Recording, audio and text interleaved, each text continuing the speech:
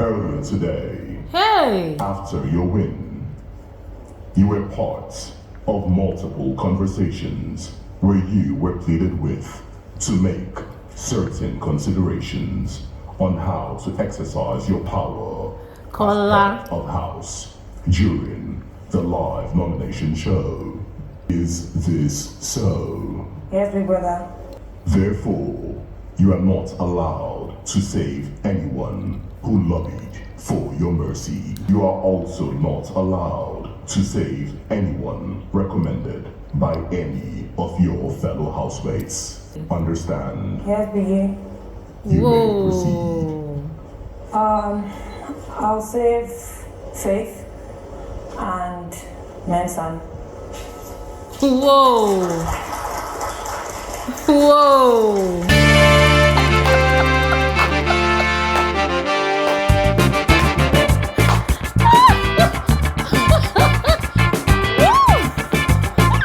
Listen, listen, ladies and gentlemen, I've made up my mind that no matter what Big Brother does to me this season, yeah, I'll try as much as possible not to be too upset with him anymore because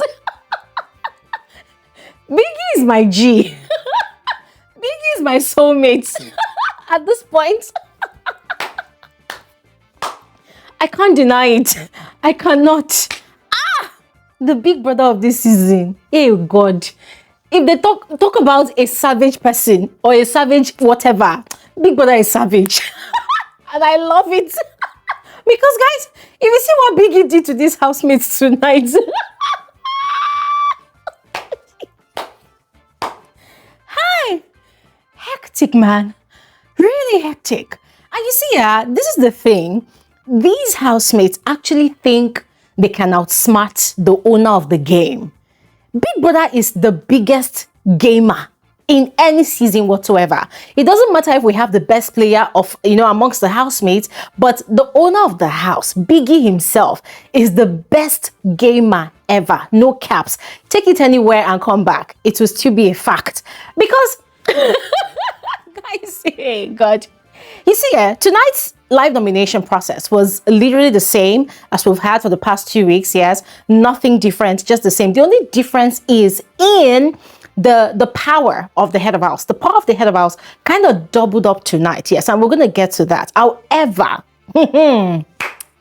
you see, these housemates were fooling around. They were fooling around with conspiracies earlier today. And the culprits were the head of house herself, Zita, who, by the way, massive congratulations to her, was able to dethrone Doris from a head of house position, via the head of house, via the HOH challenger today, yes.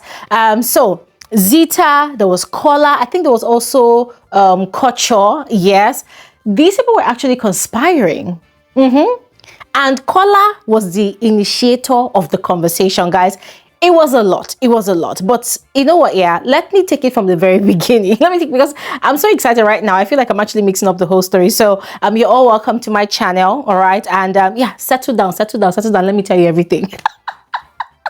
Let me tell you everything. So yeah, as I said before, tonight's live nominations process is literally the same thing, right? And I'm going to be frank with all of you. I love it. I absolutely love it because you see, if production were to toe the line of the conventional style of nominations, trust me, worthy players will be going home because these housemates, they're going to be nominating out of malice, out of spite. And of course, because it is the competition and you want to eliminate your strongest contenders. So via their own privileges and their right, they would remove sometimes the most entertaining housemates, right?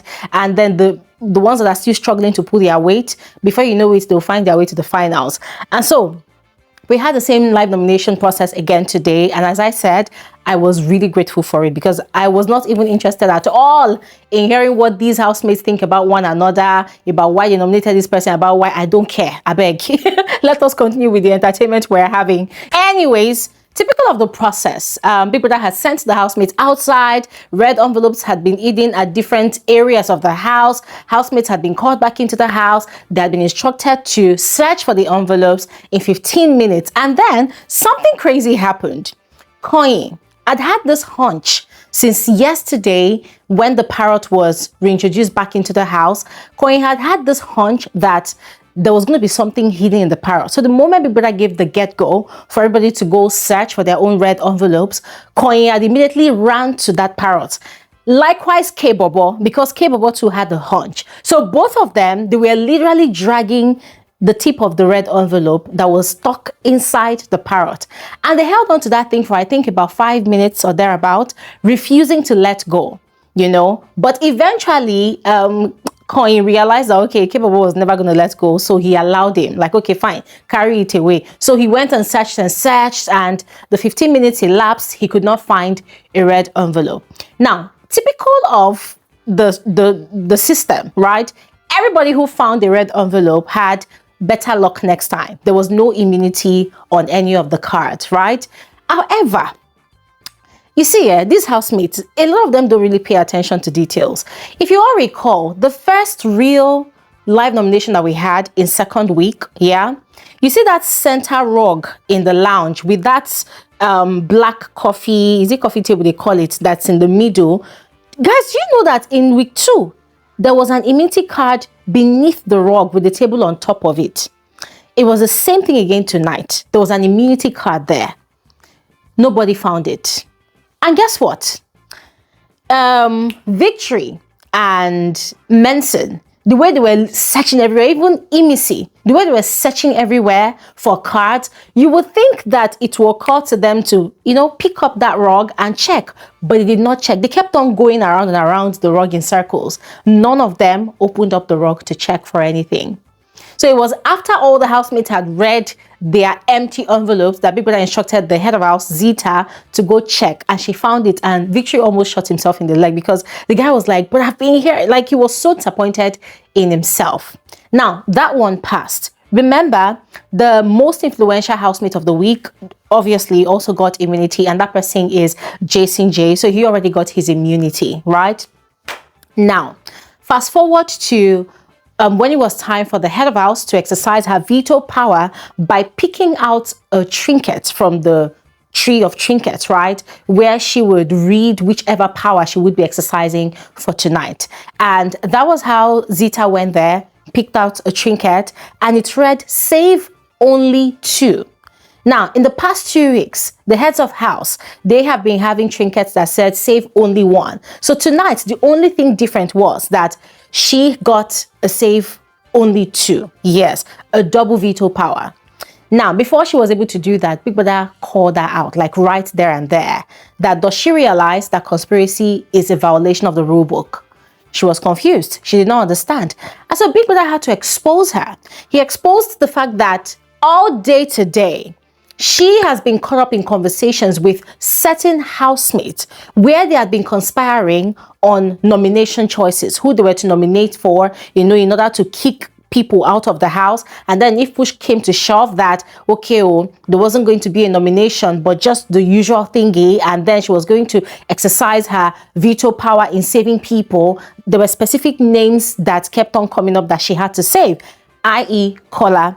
And ladies and gentlemen, I actually put out a tweet about this when Kola was going on and on, you know, talking to Zita, talking about how sad he had been today. And the only thing that could give him a kick this week is if he, you know, secured another week in the house, that he just needs immunity. And these people were outrightly, blatantly discussing these things without even realizing that it was actually conspiracy, you know. So people that pointed out all of these things, and then he instructed her that to use her veto power, she was not to save the people that she was in conversations with, neither was she to save the people that were recommended for her to save.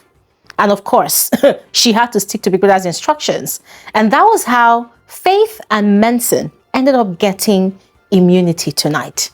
As a matter of fact, immunity for the week, free from nominations for possible eviction. Kola almost fainted. Kocho almost fainted. Because all their hard work today just literally melted right in front of their eyes. Because they thought they were smart. I mean, guys, Kola literally spent from afternoon after Zita won the head of house. That's the head of house challenger game. Kola was in conversations with this girl till right before Big Brother called them into the lounge for nominations. Kola was still talking to this girl, trying to convince her. Culture too was doing his own on one side. At some point, I saw that Rude Boy too was also talking to her. Guys, these people really worked hard in all of these conversations. But at the end of it all, they got nothing.